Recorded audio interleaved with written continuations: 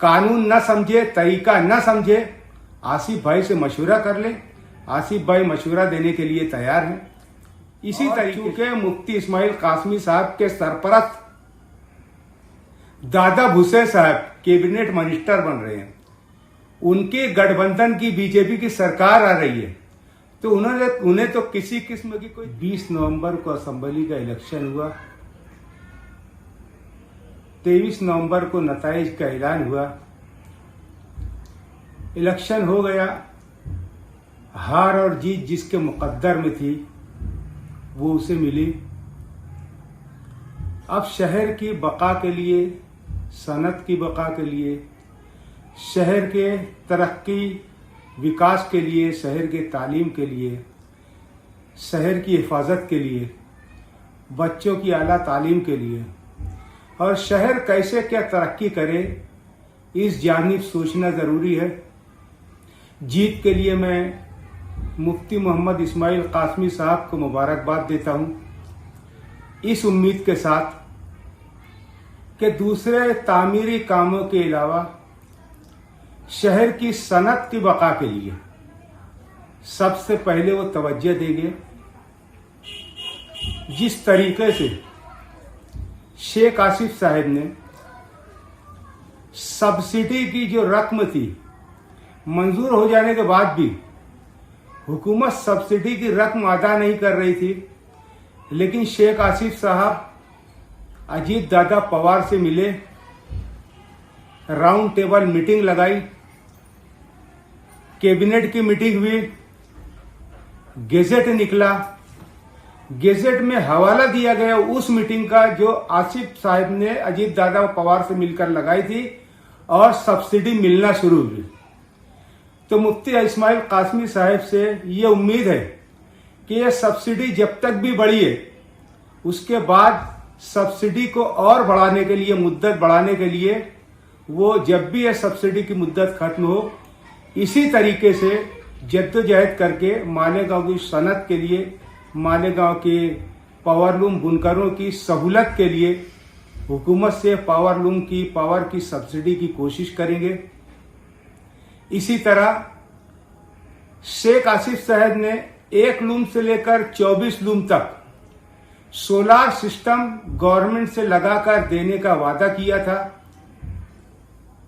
अब चूंकि वो नहीं चुनकर आ सके, मुफ्ती इस्माइल कासमी साहब को शहर ने अक्सरियत दी, वो एमएलए बने। अब उनकी जिम्मेदारी है कि यही काम वो करें। वो 1 लूम से 24 लूम तक के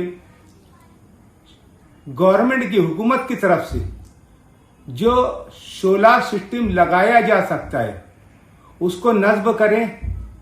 उनको अगर कोई चीज न समझ में आए तो ऊंच नीच और छोटा बड़ा न देखते हुए आसिफ भाई से मशवरा कर लें, आसिफ भाई से समझ लें कि 1 से 24 लूम तक के पावर लूम कारखाने में किस तरह हुकूमत की जानिब से सोलार सिस्टम नस्ब की जा सकती है।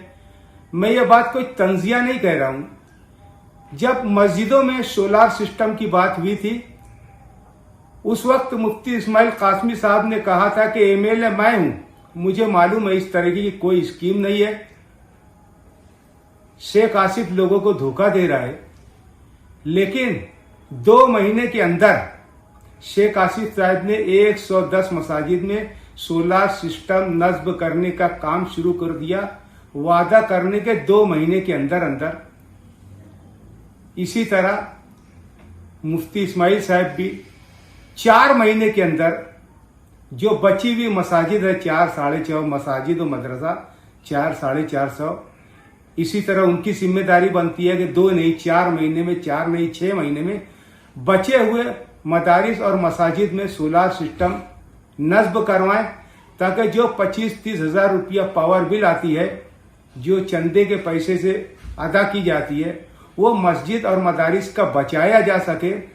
और चूंकि मुफ्ती इस्माइल कासमी साहब के सरपरस्त दादा भुसे साहब कैबिनेट मिनिस्टर बन रहे हैं, उनके गठबंधन की बीजेपी की सरकार आ रही है, तो उन्हें तो किसी किस्म की कोई दिक्कत नहीं आना चाहिए। ये उनके सरपरस्त हैं, उनकी हुकूमत, उनके गठबंधन की हुकूमत बन रही है। इसलिए सोलर सिस्टम 1 लूम से 24 लूम तक के बिठाने की कोशिश करें। कानून न समझे, तरीका न समझे, आसिफ भाई से मशवरा कर ले। आसिफ भाई मशवरा देने के लिए तैयार हैं। इसी तरीके से शेख आसिफ जिस वक्त एमएलए थे, प्रोसेस बंद हो जाने की वजह से मालेगांव शहर के पावर लूम बंद हो रहे थे। महाराष्ट्र के बाहर जाकर, असेंबली कॉन्स्टिट्यूएंसी से बाहर जाकर, गुजरात पाली बालोतरा में उन्होंने जाकर ये समझने की कोशिश की कि प्रोसेस क्यों बंद है। प्रोसेस शुरू होंगे तो हमारा कारोबार शुरू होगा शहर का। तो उन्होंने प्रोसेस किस तरह से शुरू हो, उसके लिए जाकर उन्होंने वहां तक के कोशिशें की। तो महाराष्ट्र के बाहर जाने की जरूरत नहीं, महाराष्ट्र में रहते हुए जो कुछ आप कर सकते हो, जो वादा उन्होंने किया था कि MRTP एक्ट में